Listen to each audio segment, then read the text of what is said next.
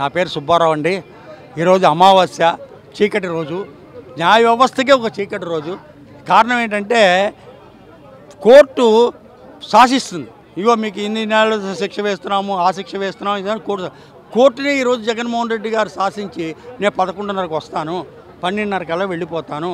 ఆయన 6 సంవత్సరాల తర్వాత ఈరోజు కోర్టుకి అటెండ్ అయ్యి ఇలా శాసించి చేయడం అన్నది చాలా తప్పు. ఎంత పెద్ద మహానాయకులు మనం చూడలేదు, ఇందిరాగాంధీ గారిని చూడలేదా, ఇది చూడలేదా?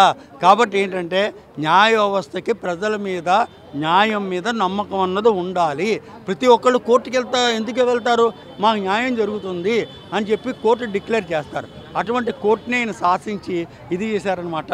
ఇది చాలా తప్పు పద్ధతి. ఇది రేపు పొద్దున్న ఇంకొకళ్ళకి వచ్చినప్పుడు కూడా జడ్జి గారు ఆ రోజు చెప్పారు కదా, నాకు కూడా ఇదే చేయండి అని అటువంటి ఒక పాయింట్ ఒకటి రైజ్ అవుతుంది అనమాట. కాబట్టి అది చెప్పలేమండి. కారణం ఏంటంటే న్యాయ వ్యవస్థలో అంతకుముందు బ్రహ్మాండమైనటువంటి తీర్పులు ఇచ్చినటువంటి మహానుభావులు ఎంతోమంది ఉన్నారు. కానీ కొన్ని సందర్భాల్లో లేదన్నమాట. దానికి కారణం ఏంటంటే గవర్నర్ గారి పర్మిషన్ లేకుండా చంద్రబాబు నాయుడు గారిని ఆ రోజు అరెస్ట్ చేశారు. దానికి ఆ రోజు మరి ఆ జడ్జి అక్కడ సపోర్ట్ చేశారు, గవర్నర్ గారి పర్మిషన్ లేదని చెప్పి.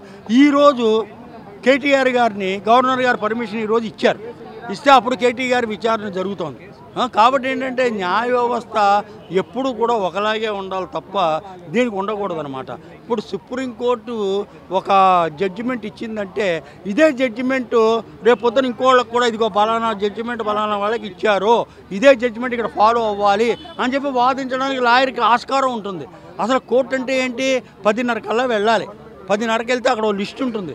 ఆ లిస్టు ప్రకారం పేర్లు చదువుతూ ఉంటాడు ఎవరు, బిల్లబంటరొద్దు, వాళ్ళు వచ్చి అటెండ్ అవ్వాలి. జడ్జి గారి డేట్ ఇవ్వడమా, లేకపోతే మళ్ళీ కూర్చోబెట్టి వాళ్ళని కూర్చోబెట్టి మళ్ళీ ఇంకోసారి విచారిస్తారు.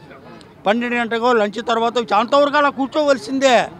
ఎవరు క్లయింట్ అంతవరకు అలా కూర్చోవలసిందే. అక్కడ లాయర్ల దగ్గర నుంచి జడ్జి గారు వచ్చి ఇలా రాగానే అందరూ లాయర్లు ఏంటి, పెద్ద వాళ్ళు ఏంటి, ఎవరైనా సరే ఇలా నిలబడిపోయి ఇలా నమస్కారం పెట్టి ఇది చేస్తారు. కోర్టు లోపలికి వెళ్ళినప్పుడు కూడా ఇన్స్పెక్టర్ టోపీ పెట్టుకోడు, టోపీ తీసేస్తాడు.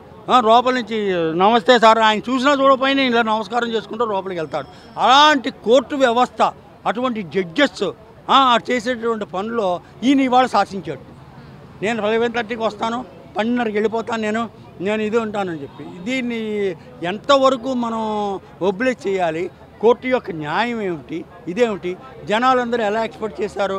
జగన్మోహన్ రెడ్డి గారిని కూర్చోబెడతారు, 11 కేసులు ఉన్నాయి, 6 సంవత్సరాల తర్వాత ఇవాళ ఆయన అటెండ్ అవుతున్నాడు.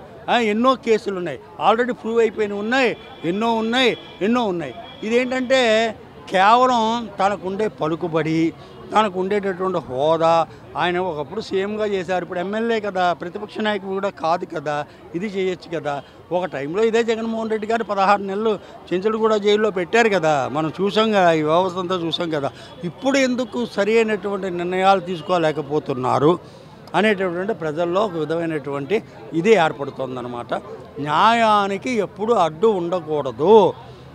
మామూలుగా బయట ఎంతైనా చేయొచ్చు, బయట ఏ వ్యవస్థ అయినా చేయొచ్చు, దానికేం పర్వాలేదు. కానీ కోర్టు దగ్గరికి వచ్చేటప్పటికి, జడ్జి గారి దగ్గరికి వచ్చేటప్పటికి మనం చూసాం, ఇందిరాగాంధీ గారిని చూసాం, లాలూ ప్రసాద్ యాదవ్ గారిని చూసాం. ఎంతోమంది కోర్టుని గౌరవించాలి. దానికి ఎందుకు గౌరవించాలి? కోర్టు మీద ఉండేటటువంటి గౌరవం, న్యాయం జరుగుతుంది అనేటటువంటి దాంతో కోర్టుని గౌరవించాలి. అటువంటి జగన్మోహన్ రెడ్డి గారు ఈరోజు కోర్టుని గౌరవించకుండా తనే శాసించాడనమాట. నేనే కోర్టు, నేనే ఇది, నేను ఒక పెద్ద లీడర్ని అనేటటువంటి వ్యవస్థతోటి కోర్టుకి వచ్చేటప్పుడు అంతమంది జనము, పోలీసు వాళ్ళు అందరూ వేసుకుని రావడం, వెనకాల ఎంతోమంది ఇది రావడం, ఇదంతా జరిగింది. అది మంచి పద్ధతి కాదు. న్యాయం అన్నది అందరికీ ఒకలాగే ఉండాలి. అది నా యొక్క అభిప్రాయం. థ్యాంక్స్ అండి. జగన్ 6 సంవత్సరాల తర్వాత సిబిఐ కోర్టుకు అటెండ్ అయ్యారు కదా, సో దాన్ని ఎలా తీసుకోవచ్చు అంటారు? అవునా, జగన్ గారు 6 సంవత్సరాల తర్వాత సిబిఐ కోర్టుకి హాజరయ్యారు. అదే ఎందుకంటే అతను ముఖ్యమంత్రి ఉన్న టైంలో ఏంటంటే ఆ టైంలో రావాల్సింది, కానీ ఏంటంటే ఆ టైంలో బిజీ అనమాట. అంటే ప్రజలందరూ, ఎందుకంటే ఆయన ముఖ్యమంత్రి, పైగా స్టేట్ మొత్తానికి ఆయన ఉన్నాడు కాబట్టి, పెద్ద ఆయన కాబట్టి రాలేకపోయాడు ఆ టైంలో. కాబట్టి ఇప్పుడు ఏంటంటే ముఖ్యమంత్రి పదవి లేదు, కానీ ఆయన ఎమ్మెల్యేగా అయితే చేస్తున్నాడు, ఒక పార్టీకి అధ్యక్షుడు, అయినా కూడా ఆయన ఫుల్ బిజీ. సరే ఈరోజు అయితే వచ్చాడు అక్కడికి హైకోర్టుకి. అబ్బా ఏందో జనం ఏందో మామూలుగా లేని జనం పోయినా నేను కూడా పోయి అక్కడికి ఈరోజు జనం భయంకరంగా ఉండరు అక్కడ. ఏంటంటే సినిమా హీరోలు ఒక 100 మంది సినిమా హీరోలని మించిన క్రేజ్ అనమాట అది. కాబట్టి ఏంటంటే జగన్ గారు ఎక్కడికి వచ్చినా కూడా మాదిరి జనాలు పబ్లిక్ అట్లా వస్తూ ఉంటారు పోతూ ఉంటారు. కానీ అక్కడ ఏం జరిగిందో సిబిఐ ఏందో నాకైతే తెలియలేదు, నాకు నిజంగా అర్థం కాలే. ఎంతసేపు ఆస్తులు ఈడి అది ఏందో అన్నారు, రకరకాలుగా అన్నారు, కానీ నాకు నిజంగా తెలియదు క్లారిటీ. అసలు ఎందుకు వచ్చాడో ఎందుకు పోయాడో నాకు తెలియదు, నిజంగా తెలియదు. కానీ ఆ జనాలు చూసి నాకైతే భయం వేసింది అనమాట, షాక్ వేసింది. ఈయనేంత అబ్బాయి జనాలు ఏంది, ఆయన రాగానే ఆ జనాలు రావడం పోవడం ఏందని. కాబట్టి ఖచ్చితంగా ఆయన ఏ చేసినా మంచి పనులే చేస్తాడు. ఖచ్చితంగా జగన్మోహన్ రెడ్డి గారు మళ్ళీ కష్టపడి ఆయన ముఖ్యమంత్రి అవ్వాలని నేను మనస్ఫూర్తిగా కోరుకున్నాను అంతే.